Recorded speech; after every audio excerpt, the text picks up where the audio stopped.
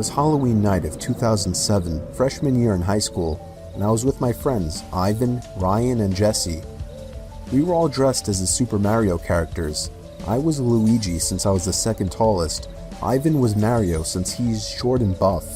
Not that Mario is buff. Jesse was Waluigi because he's freakishly tall and skinny, and Ryan was Wario because he's just really fat. So they were the perfect group costumes for us. We live in a very non-congested suburban neighborhood with a decent amount of space in between houses. On Halloween, that's the worst thing ever. Less bang for your buck. We were trick-or-treating for hours, way past dark, and eventually came the time when most trick-or-treaters were heading home. My feet started to hurt, and I had to constantly switch arms for holding the now 10-pound pillow sack of candy, but we planned on going until our bags were completely full. A lot of the houses by now weren't answering anymore. It was probably past their cutoff time for giving candy to trick-or-treaters. Approaching our next house, we saw a purple bucket on the stoop, which was the best feeling ever.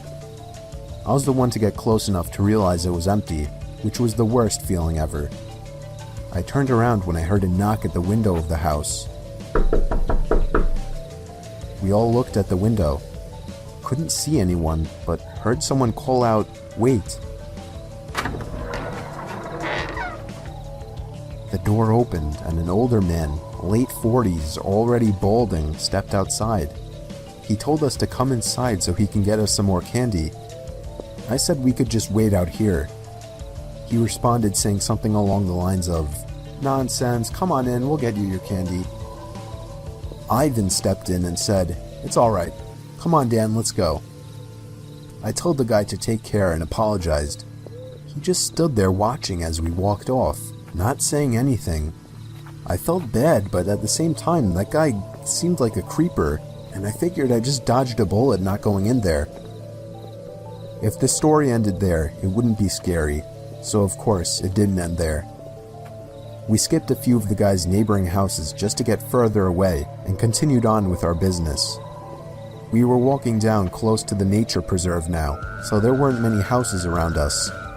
At this point, we were now walking back closer to Jesse's house. I noticed Ryan had stopped walking, and I turned around to see what's up. He said he heard someone moving from behind the trees in the preserve. Now this was before everyone's phones had flashlights, so we couldn't just go searching in the woods for someone. Besides, we were just telling Ryan that it must have been a raccoon or something. You may think this is a bit of a cliche, but when things like this happen in real life, you always assume the more logical possibility. It's just natural. Why would we assume we were being followed? I had to put my arm around Ryan's shoulder and nudge him forward. A little ways down the street, me and Ivan picked up on the sound as well. When we all stopped, the sounds of the footsteps from beyond the trees stopped as well. Ivan yelled at the obvious stalker to go away, or we would beat the shit out of them. I knew he was just bluffing though. I could hear the nervousness in his voice. The snap of a twig from beyond the trees triggered a fight-or-flight response in all of us. Me, Jesse, and Ryan all ran for it. Ivan was at first charging to attack, but he quickly followed after realizing we had all taken off. We ran down the dark street, and we all noticed the sounds of at least 2 or 3 pairs of footsteps crushing the twigs and leaves in the woods. We banked it hard right down Jesse Street when it finally came up, and ran straight for his backyard, entering his house through the back door. The first thing we did was peek out through his living room window. We couldn't see anyone. We all had to gather our thoughts and discuss what the hell just went down in his living room, when all of a sudden we heard Jesse's backyard gate slam shut. Jesse dove to turn off the lights. There was a click and a bang from down in the den. It was more than likely Jesse's back door. We all agreed to go down armed with knives and face them. Jesse turned on his back door light, but there was nobody out there. Just then the front door opened, and we all screamed like animals. Jesse's mom and sisters came rushing downstairs. They had just gotten home from their friend's little house party. We all rested assured knowing it was just them. Jesse explained what happened, but made it seem a lot less dramatic. Me and Ivan went home after that and called it a night. At 12:30 a.m., I got a disturbing text message. It was from Jesse. It said, "It wasn't my mom." I texted back saying, "What?" He responded back quickly, saying, "It wasn't my mom in the backyard." My fingers slammed the buttons on my phone, responding back, "What do you mean?" There was a long pause before he finally told me that his mom and sisters said they never went in the backyard. I told him to immediately check the backyard from his upper deck. He had already done just that. He also told his mom everything, and she had already called the police. They didn't find anyone back there, but Jesse did mention the guy who invited us in while trick-or-treating. Nothing ever became of that, and nothing ever happened at Jesse's house again after that one Halloween night.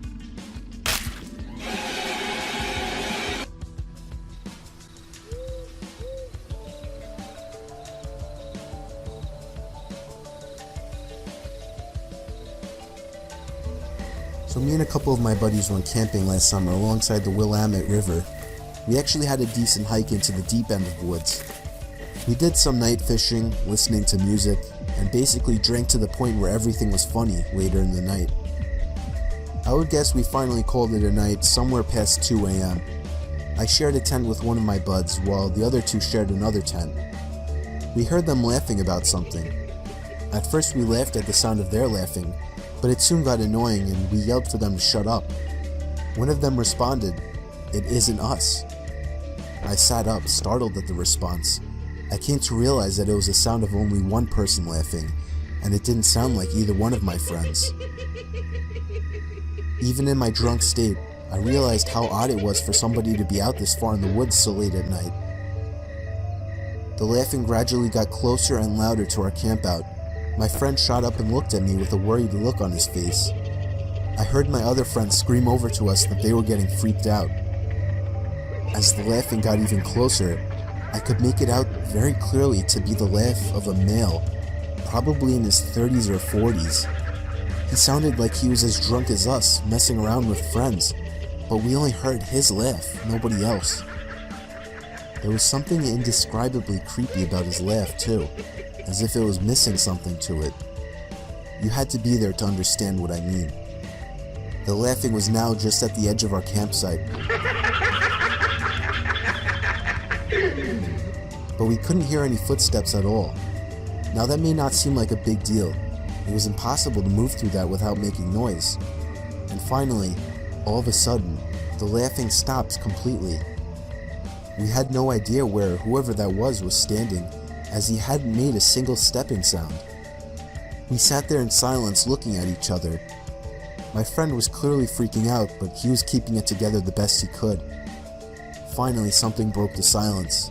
The sound of something rubbing against the cottony fabric of the tent.